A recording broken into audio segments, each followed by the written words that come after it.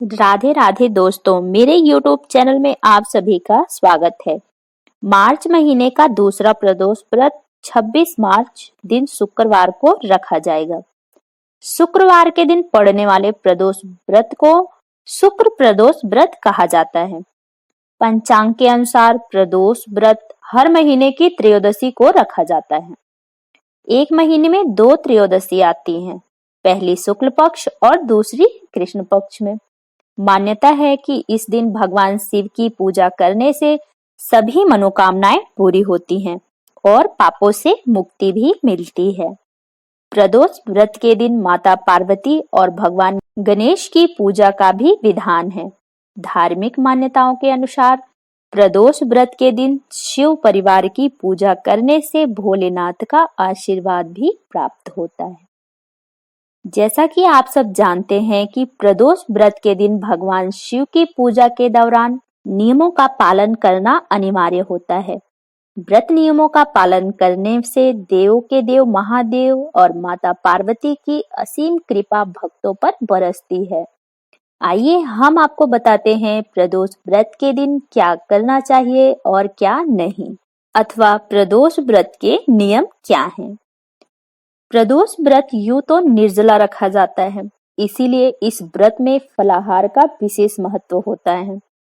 प्रदोष व्रत को पूरे दिन रखा जाता है। सुबह नित्य कर्म के बाद स्नान करें, व्रत संकल्प लें, फिर दूध का सेवन करें और पूरे दिन उपवास धारण करें। प्रदोष काल में भगवान शिव की पूजा करने के बाद ही भोजन ग्रहण करना चाहिए। प्रदोष व्रत में अन्न, नमक, मिर्च आदि का सेवन नहीं करना चाहिए।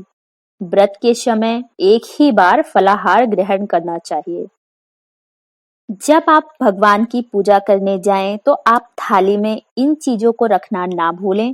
प्रदोष व्रत में पूजा की थाली में अबीर, गुलाल, चंदन, अक्षत, फूल, धतूरा, बेलपत्र, जनेऊ, कलावा, दीपक, कपूर, अगरबत्ती और फल का होना बहुत ही जरूरी होता है।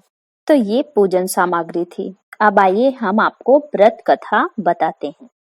एक पुरुष था जिसका नया नया विवाह हुआ था। विवाह के उपरांत ही 2 दिन बाद उसकी पत्नी अपने मायके चली गई।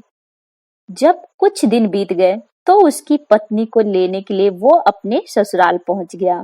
फिर बुधवार के दिन जब वो अपनी पत्नी के साथ वापस लौटने लगा तो उसके ससुराल वालों ने उसे रोकने की बेहद कोशिश की। उन्होंने कहा कि बुधवार का दिन विदाई के लिए शुभ नहीं होता है, लेकिन वो नहीं माना और पत्नी को लेकर चल पड़ा। जैसे ही दोनों पति पत्नी नगर के बाहर पहुंचे तो उसकी पत्नी को प्यास लगी। उसका पति पानी की तलाश में निकल गया। उसकी पत्नी पेड़ के नीचे बैठी रही। फिर कुछ देर बाद वो पानी लेकर वापस आया तो उसने देखा कि उसकी पत्नी हंस-हंस कर किसी से बातें कर रही। उसकी पत्नी उस दूसरे व्यक्ति के लोटे से पानी पी रही थी। यह देखकर वह बेहद क्रोधित हो गया। जब वह अपनी पत्नी के पास पहुंचा तो वह बेहद आश्चर्यचकित रह गया। जिस आदमी के साथ उसकी पत्नी बैठी थी उसकी शक्ल एकदम उसके जैसी ही थी।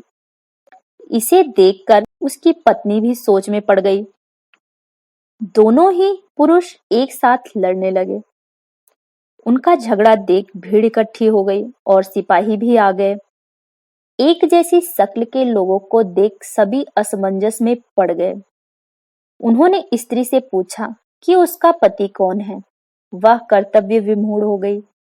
उस व्यक्ति ने भगवान शिव से प्रार्थना की, हे भगवान, हमारी रक्षा करें। मुझसे बड़ी भूल हुई। मैंने अपने ससुराल वालों की बात नहीं मानी। मैंने गलती की कि मैंने बुधवार के दिन अपनी पत्नी की विदाई कराई। आगे से मैं ऐसा कभी नहीं करूंगा। जैसे ही उस व्यक्ति की प्रार्थना पूरी हुई, वह दूसरा पुरुष अंतर ध्यान हो गया। इसके बाद दोनों पति पत्नी सकुशल अपने घर पहुंच गए। तब से दोनों पति पत्नी पूरे विधि विधान के साथ त्रयोदशी प्रदोष का व्रत करने लगे। फ्रेंड्स, अगर वीडियो पसंद आई है तो वीडियो को लाइक करिएगा। चैनल में नए हैं तो चैनल को सब्सक्राइब करिए। मिलते हैं अगली वीडियो में, तब तक के लिए राधे राधे।